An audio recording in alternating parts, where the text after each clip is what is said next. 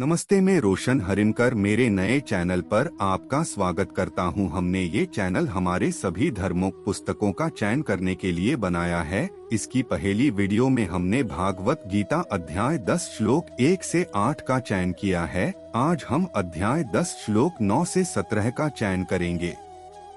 हमारा कार्य अगर अच्छा लगे तो चैनल को लाइक और सब्सक्राइब करें। भगवद गीता अध्याय 10 श्लोक 9। मच्छित्ता मदगत प्राण बोध्यंत परस्परम कथायंतश्च मां नित्य तुष्यंती च रमंती च।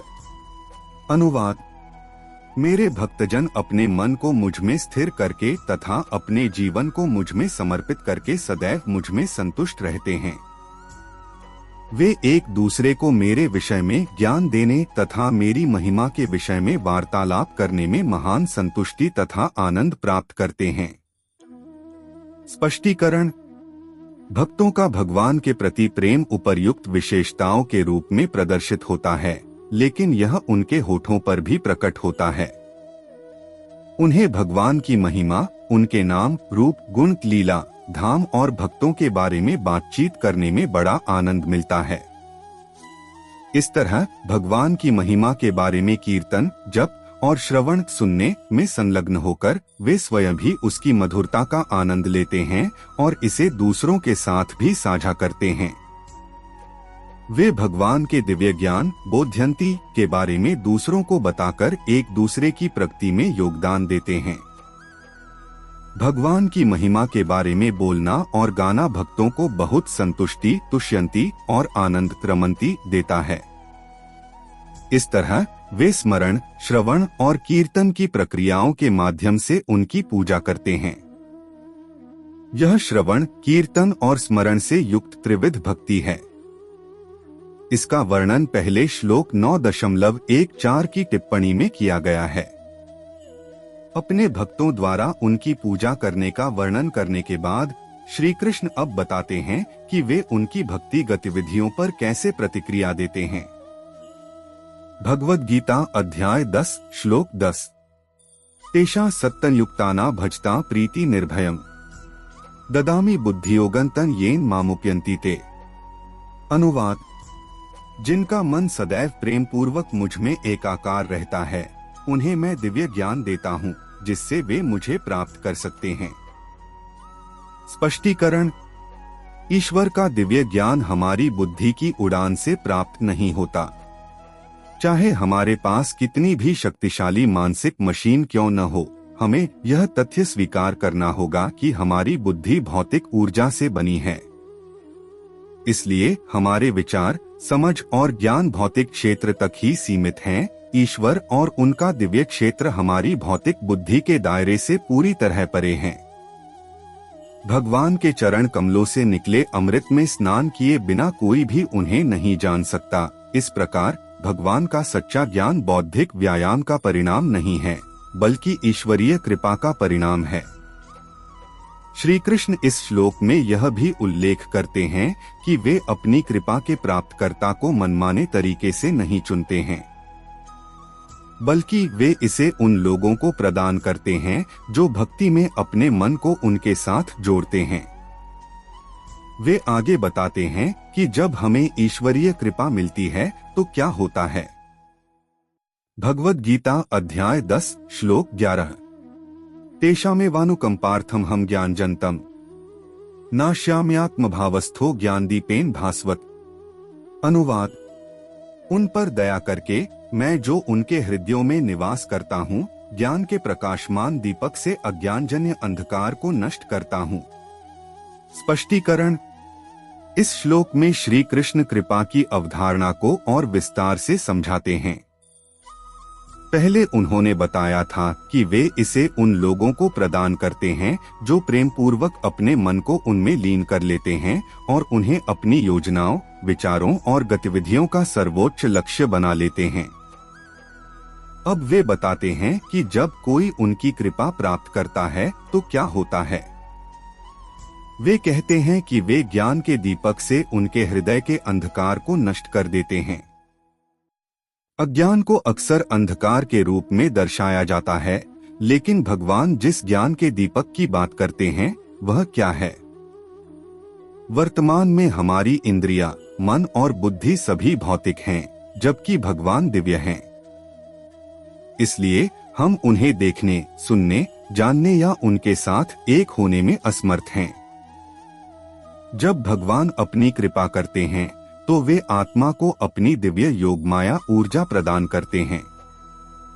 इसे शुद्ध सत्व भी कहा जाता है, जो माया के सत्व गुण से अलग है। जब हम उस शुद्ध सत्व ऊर्जा को प्राप्त करते हैं तो हमारी इंद्रियां, मन और बुद्धि दिव्य हो जाती हैं। इसे सरल शब्दों में कहें तो भगवान अपनी कृपा से आत्मा को अपनी दिव्य इंद्रियां, दिव्य मन और दिव्य बुद्धि प्रदान करते हैं। इन दिव्य उपकरणों से सुसज्जित आत्मा भगवान को देखने, भगवान को सुनने, भगवान को जानने और भगवान के साथ एक होने में सक्षम है। इसलिए वेदांत दर्शन में कहा गया है, विशेषानुग्रहश्च 3 अप्रैल 1938 V13 केवल भगवान की कृपा से ही दिव्य ज्ञान प्राप्त होता है। इस प्रकार श्री कृष्ण जिस मशाल के प्रकाश की बात करते हैं वह उनकी दिव्य शक्ति है। भगवान की दिव्य शक्ति के प्रकाश से भौतिक शक्ति का अंधकार दूर हो जाता है।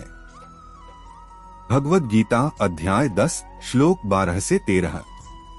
अर्जुन उवाच परम ब्रह्मा परं धाम पवित्रं परम भवन पुरुषं शाश्वतं दिव्यमादिदेवमजं विभुं 12।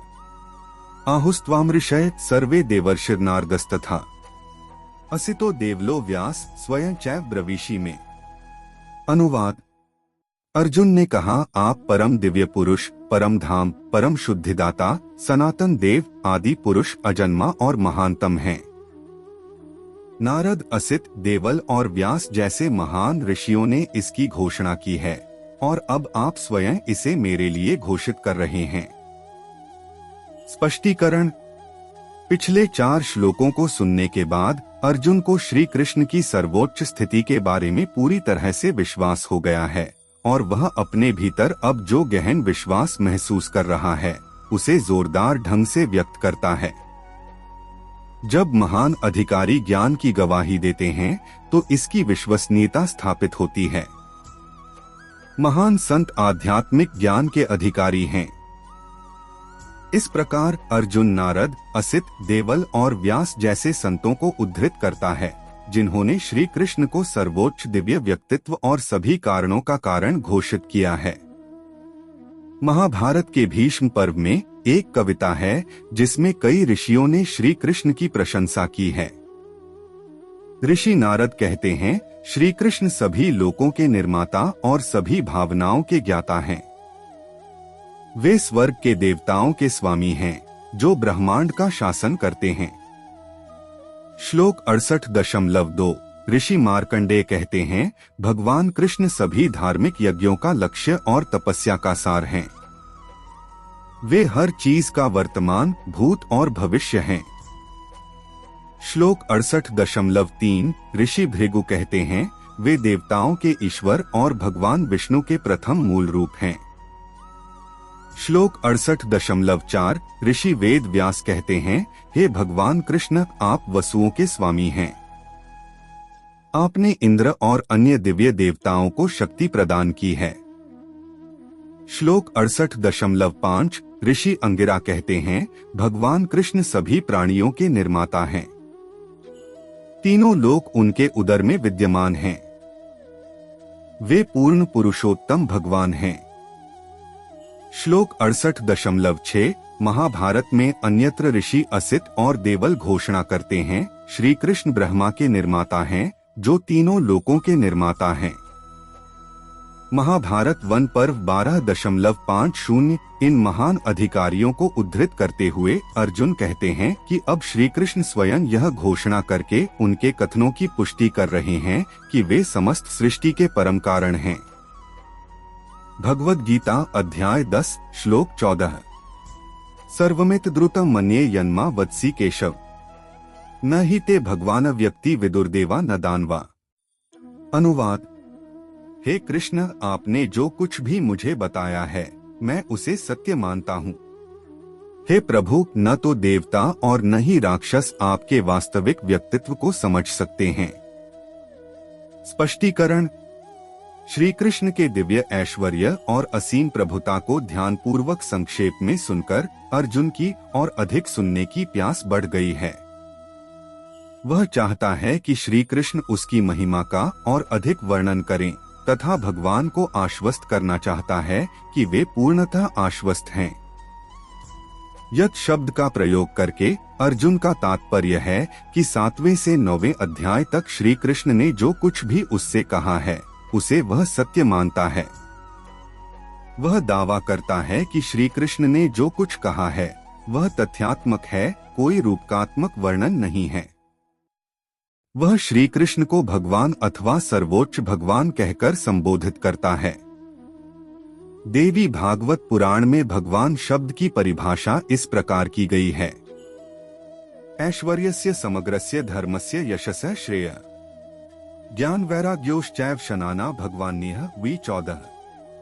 भगवान वह है जिसके पास ये 6 ऐश्वर्य अनंत सीमा तक हैं, बल, ज्ञान, सौंदर्य, यश, ऐश्वर्य और त्याग। देवता, दानव, मानव सभी की समझने की क्षमता सीमित है।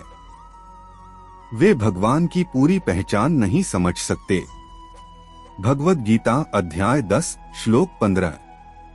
स्वयमेवात्मनात्मान वेत्थ त्वं पुरुषोत्तम भूत भावन भूतेश देवदेव जगतपते। अनुवाद। हे परम पुरुषोत्तम, हे समस्त प्राणियों के रचिता और स्वामी, हे देवों के देव, हे ब्रह्मांड के स्वामी। निस्संदेह आप ही अपनी अचिंत्य शक्ति से अपने आप को जानते हैं। स्पष्टीकरण।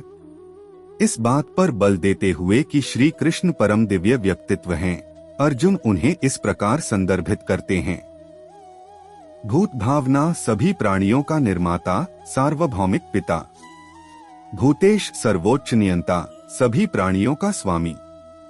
जगत्ते सृष्टि के स्वामी और स्वामी। देवदेव सभी दिव्य देवताओं के देवता। श्वेताश्वतर उपनिषद भी इसी तथ्य की घोषणा करता है। यस्मात् परम नापरमस्ति किंचिद 3.9 V15। ईश्वर को कभी भी पार नहीं किया जा सकता, वह हर चीज से परे हैं। पिछले श्लोक में कहा गया है कि ईश्वर को कोई नहीं जान सकता। यह स्पष्ट रूप से तर्कसंगत है। सभी आत्माओं के पास सीमित बुद्धि होती है, जबकि ईश्वर अनंत है और इसलिए वह उनकी बुद्धि की पहुंच से परे है। यह उन्हें छोटा नहीं करता, बल्कि उन्हें ऊंचा करता है। पश्चिमी दार्शनिक एफ.ए. जैकोबी ने कहा, जिस ईश्वर को हम जान सकें वह कोई ईश्वर नहीं होगा। हालांकि इस श्लोक में अर्जुन ने कहा है कि आखिरकार एक व्यक्तित्व है जो ईश्वर को जानता है और वह स्वयं ईश्वर हैं। इस प्रकार केवल श्री कृष्ण ही स्वयं को जानते हैं और यदि वे किसी आत्मा को अपनी शक्तियां प्रदान करने का निर्णय लेते हैं तो वह भाग्यशाली आत्मा उन्हें भी जान लेती है। भगवद गीता अध्याय 10 श्लोक 16 से 17। समय कुमर्हस्य शेषेण दिव्या ह्यात्म विभूतये याभिर्विभूतिभिर्लोक निमास्त्वन् व्याप्य तिष्ठसि। 16।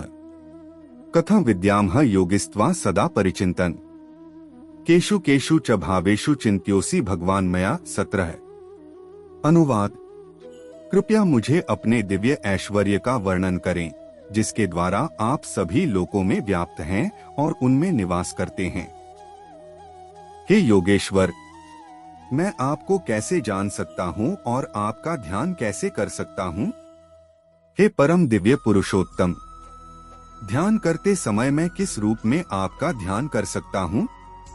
स्पष्टीकरण।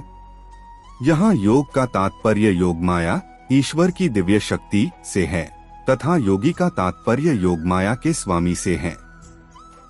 अर्जुन समझ गया है कि श्री कृष्ण भगवान हैं।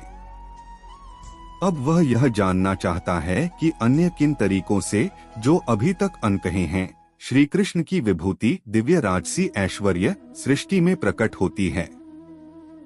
वह समस्त सृष्टि के सर्वोच्च नियंत्रक के रूप में श्री कृष्ण की श्रेष्ठता तथा सर्वोच्च पद के बारे में सुनना चाहता है। इस प्रकार वह विनती करता है, मैं आपके दिव्य स्वरूपों को जानने के लिए उत्सुक हूँ ताकि मैं अविचल भक्ति से संपन्न हो सकूं। किंतु आपकी कृपा के बिना आपके व्यक्तित्व का साक्षात्कार असंभव है। अतः कृपया दया करें तथा अपनी अनेक महिमाएं प्रकट करें, जिससे मैं आपको देख सकूं।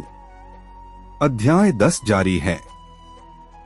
हमारा कार्य अगर अच्छा लगे तो चैनल को सब्सक्राइब करें और अगली वीडियो के लिए बेल आइकॉन दबाएं। आपके महत्वपूर्ण समय के लिए धन्यवाद।